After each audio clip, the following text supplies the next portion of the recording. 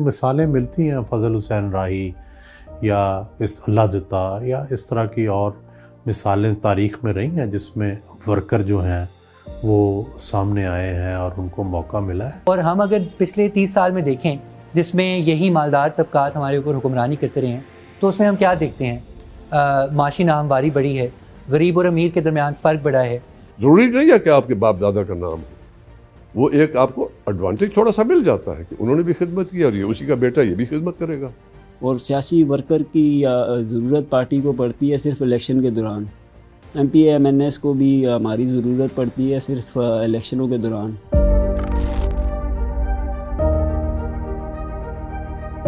پاکستان کے سیاسی ڈھانچے میں متوسط طبقے کے کارکن نچلی سطح پر تو ایکٹیو ہیں، لیکن بڑے عہدوں اور ڈیسیجن میکنگ پوزیشنز پر ان کی موجودگی نہ ہونے کے برابر ہے۔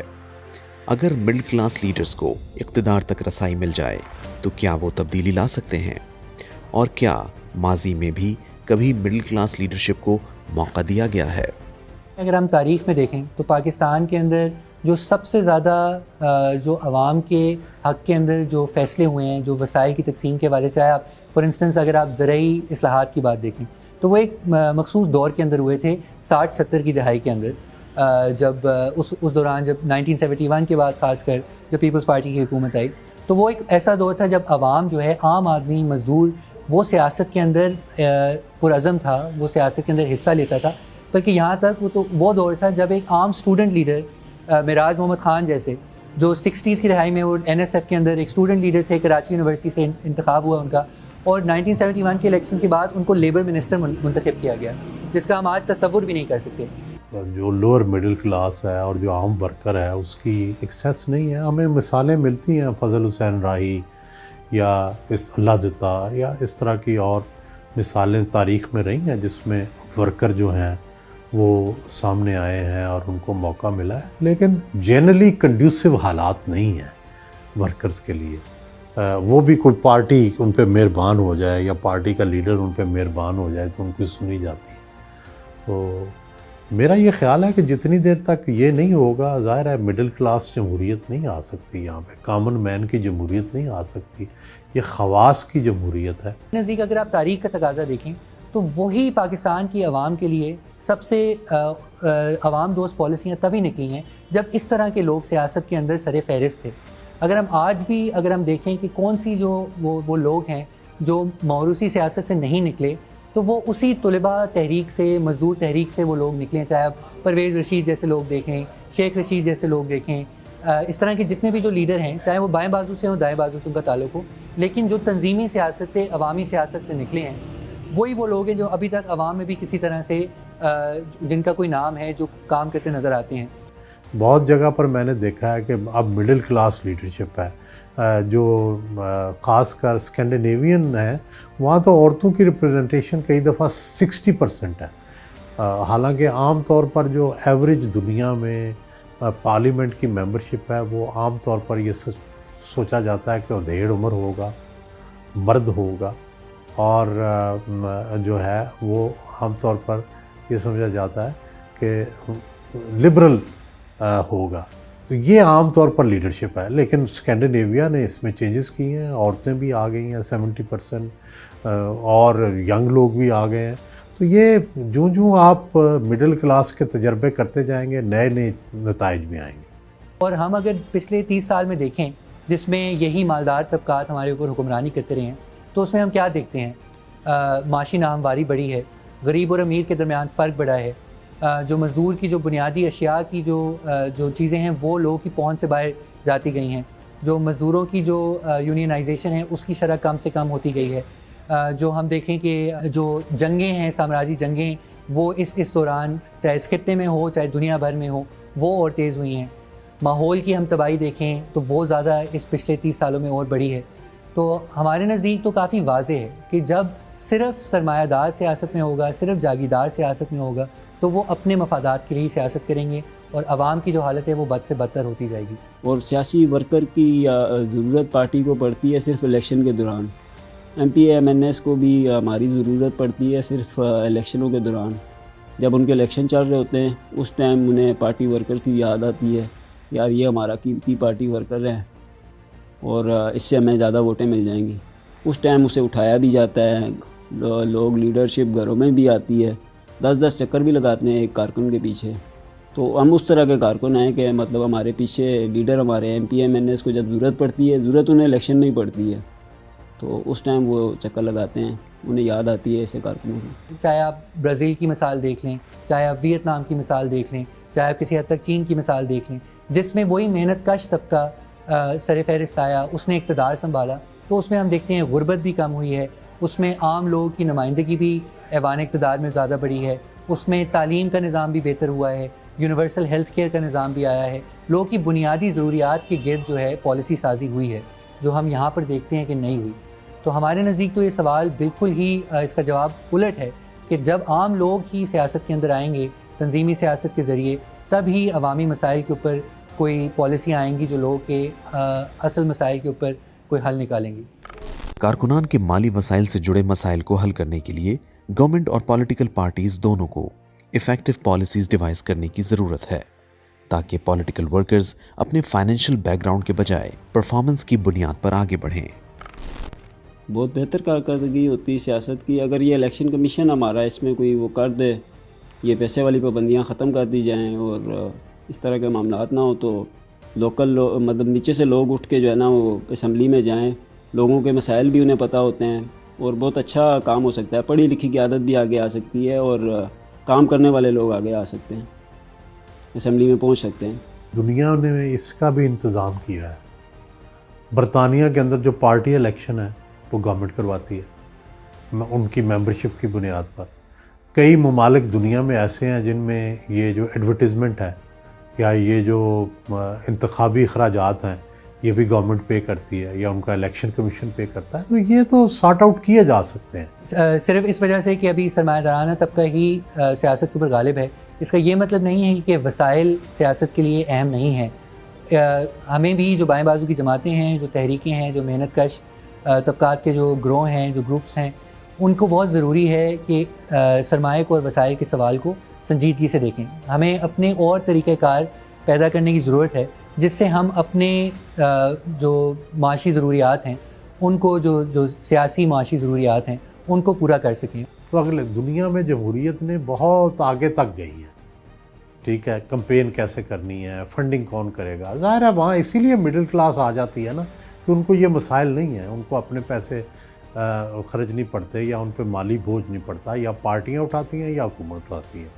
تو الٹیمیٹلی تو یہی ہونا چاہیے کہ اگر وہ پبلک سروس میں ہیں تو گورنمنٹ کو یا ان کی پارٹی کو وہ بوجھ اٹھانا چاہیے. اور اب ہمارے لیے آئی تھنک آج کل بھی یہی اہم سوال ہے, اور اس کے اوپر ہم کوشش کر رہے ہیں کہ سنجیدگی سے سوچیں کہ اس طرح کے ہم ادارے قائم کر سکیں جو ہماری جو سیاسی ضروریات ہیں ان کے لیے ایک پائیدار فائنینشیل اسٹریٹجی بنا سکیں, اور جو چاہے اس میں ممبرشپ کنٹریبیوشنز کا جو سوال ہو اس کو ایک آرگنائز طریقے سے ہم کر سکیں, چاہے ہم اور کچھ اس طرح کے پروجیکٹس کر سکیں جو کہ بڑے سیاستدان کرتے ہیں ایک صرف ٹاپ ڈاؤن طریقے سے, تو ہم ان کو ایک ہاریزونٹل طریقے سے ایک پارٹیسپیٹری میکنزم کے ذریعے لوگوں کے روزمرہ کے جو مسائل ہیں ان کو حل کر سکیں.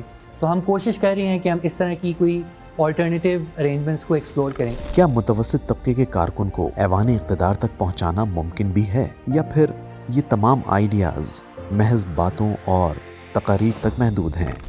ڈیرہ غازی خان شمال سے جنوب تک 210 میل لمبائی ہے اور ایوریج 45-50 میل چوڑائی ہے. 1 ڈگری کالج تھا ڈیرہ غازی خان میں. جب مجھے اللہ تعالیٰ نے ایجوکیشن محکمے کی ذمہ داری سونپی 14 ڈگری کالج بنے ہیں.